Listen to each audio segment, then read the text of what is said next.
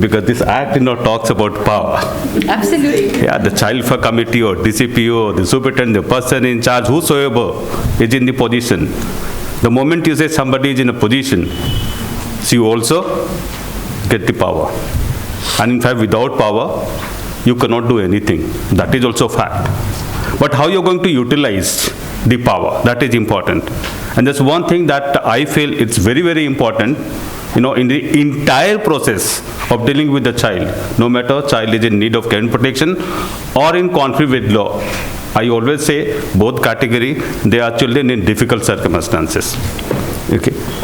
So both the children are in need.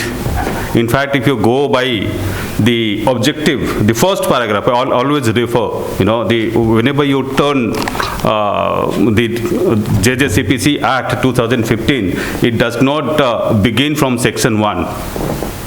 There is a background given. And if you read through the first paragraph, it says this is the act to cater to the basic needs of both the categories. So catering the basic needs is utmost important under this act. So what is important to my view while dealing with the child is the communication.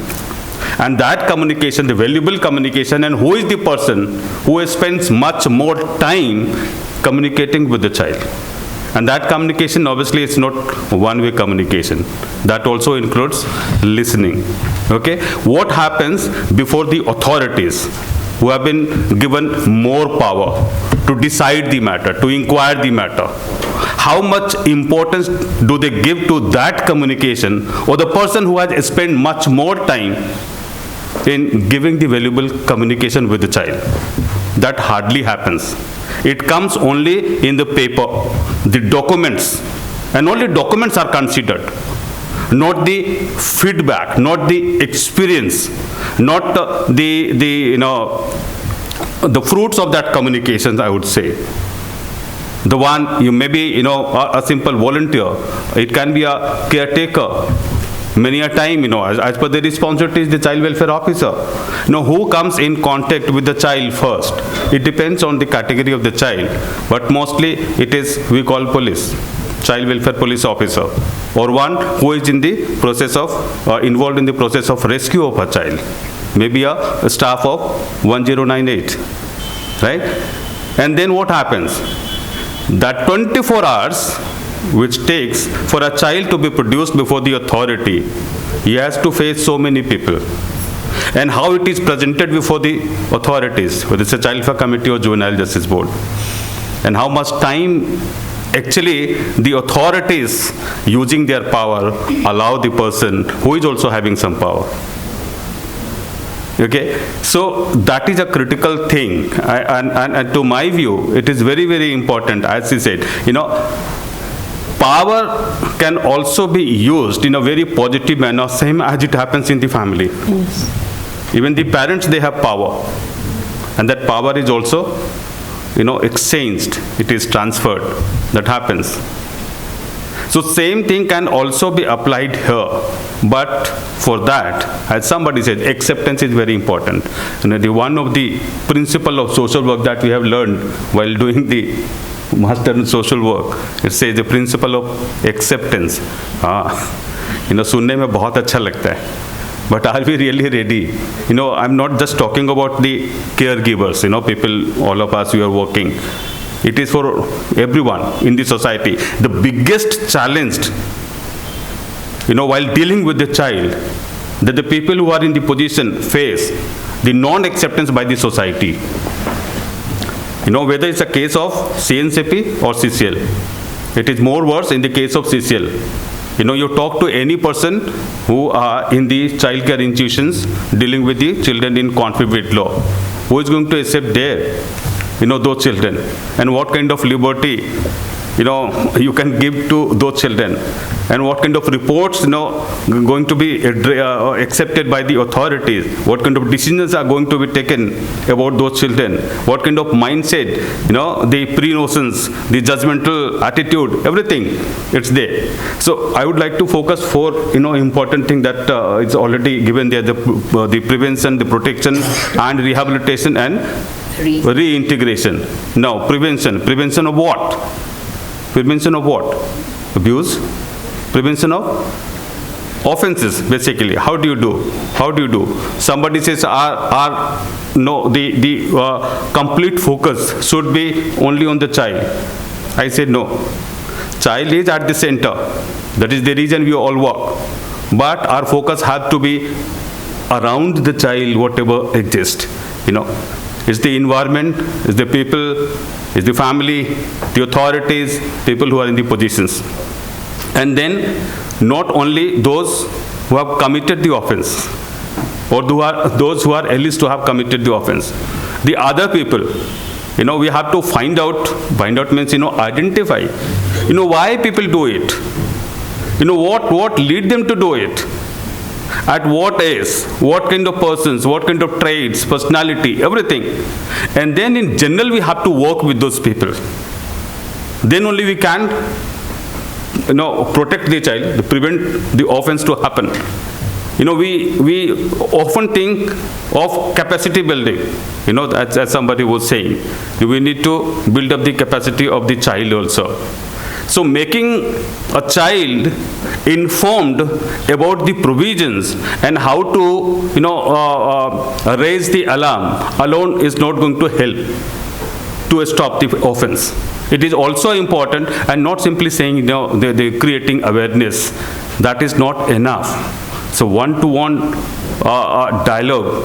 And I'm saying, probably all of us are sitting here and may not have any such background of having some complaint against anyone. But that does not give guarantee about any person that it will never happen in the future. But why? Okay, why? What factors? What are the causes? I remember, one or two cases while working with the child in conflict with law. The CCL sometimes, because they are informed about the provisions, they intentionally, willingly, they indulge into unacceptable conduct and behavior. Fine. So what kind of information that is shared, and how did we share, and what environment that we have created for such children? Wonderful definition given under Rule 35. If you go by Rule 35, that is mental health services, it talks about milieu-based intervention, and that is well explained there. What does it mean? It's a process of recovery, and it also says enabling culture and environment. So to my view, it is not simply saying that child-friendly environment has to be there, but how and what environment exactly is to be termed as a child-friendly environment. The culture has to be changed. Okay. The kind of exchange of dialogues, that takes place between two or in the society, that needs to be refined.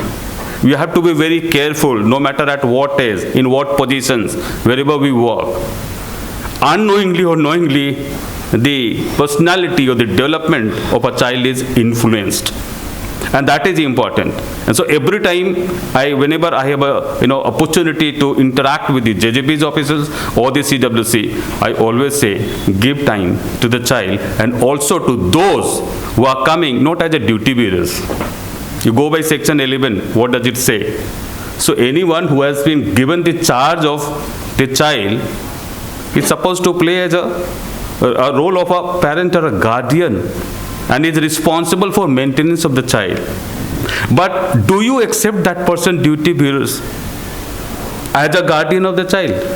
Has it ever happened? So that is also need to be thought of. So first thing, prevention, how to prevent.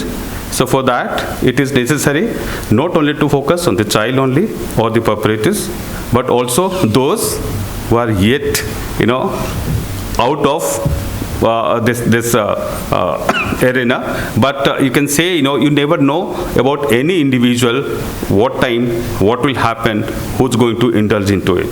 So a safe environment, enabling environment. The second comes protection. Now protection protection does not only mean the protection of the child. Protection also means protection of his rights, protection of opportunities, and protection of the procedures that is laid down for the child. That means that has to be followed in letter and spirit. Right? The third is rehabilitation. Now, when you talk of rehabilitation, it is not only the rehabilitation of the victim, the rehabilitation of the perpetrators too. Okay, so both are important. Again, I refer the JJ because I read more JJ CPC Act only.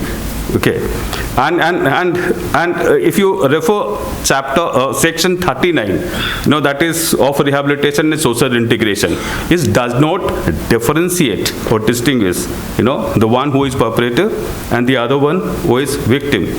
So far, a child is concerned. But even if in a case of adult perpetrators, okay, the rehabilitation is required. Now, rehabilitation does not mean simply reformation. It is entire change of perception, again, the conduct. So, a behavioral, cultural environment needs to be developed in our society. That becomes important for actual rehabilitation of these people, including children. Obviously, we are focusing on that. And the last one, integration.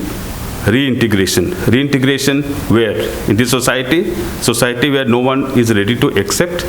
So first create that environment that we can at least, we can say that the society is ready to accept you. I feel very pity for those children, those particularly the CCLs. And whenever they are released from the institution,